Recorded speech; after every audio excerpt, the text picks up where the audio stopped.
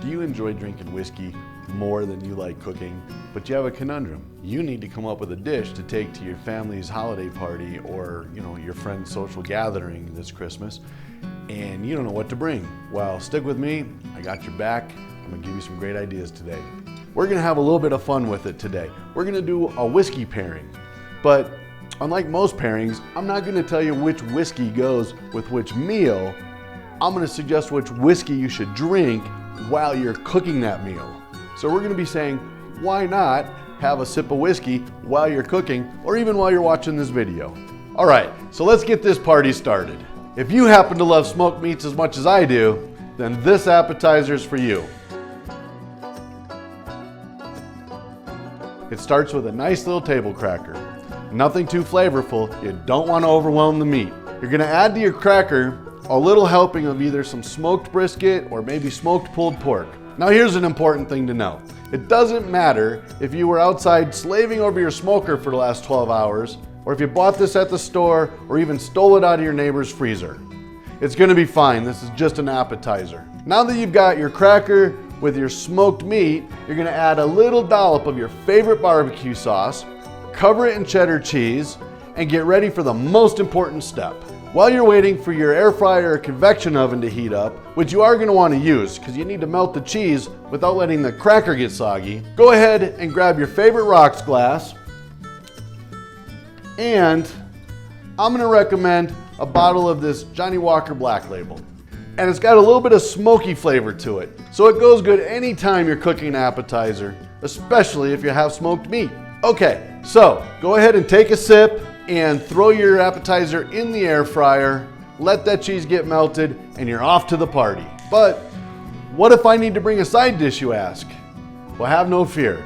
I'm gonna share with you one of my family's favorite little side dishes. It's our go-to. Roasted Brussels sprouts and shallots. For this one, I'm gonna recommend that you go with a nice full-bodied small batch whiskey from a local distillery, like our very own Wyoming whiskey. All right, take a good sip, grab your Brussels sprouts and your shallots and start chopping. For this one, you decide. Some people like them chopped pretty small, others like bigger, more meaty pieces of Brussels sprout and shallot. I'm not sure I like either one, but you pick. Go ahead and throw those on a baking dish with some olive oil and a little bit of salt and throw them in the oven for about 20 to 25 minutes. So go ahead and take a sip or two. And when you feel like the roasting process is complete, they look golden brown, take them out. You're gonna go ahead and drizzle a little bit of a mixture that you made of Worcestershire sauce and lemon juice. Doesn't really matter how much.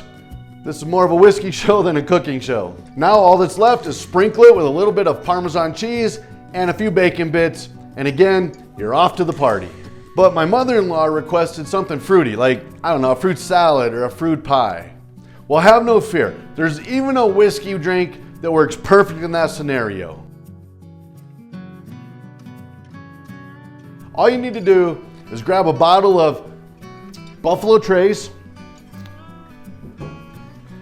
some bitters, a little bit of sugar and orange, and a muddling stick, and make yourself an old-fashioned.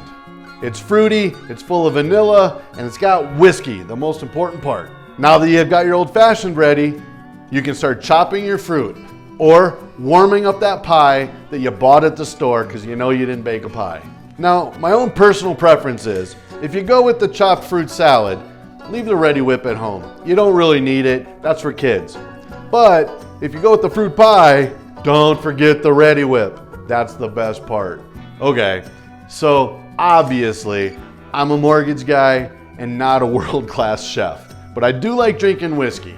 And I hope that some of these little simple ideas helped you come up with your own creative ways to get a dish over to the holiday party while enjoying your cooking experience. And if not, that's okay. Rest assured, you can drink whiskey anytime, whether you're cooking or not, whether you have a holiday party or not, and if you're really in a bind, just grab one of your favorite whiskeys and take it to the holiday party.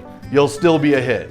What do you think? Do you agree? Disagree? Go ahead and share in the comments below your own whiskey drinking experiences and or cooking experiences, or even better, your whiskey drinking and holiday party experiences. I want to hear all about it.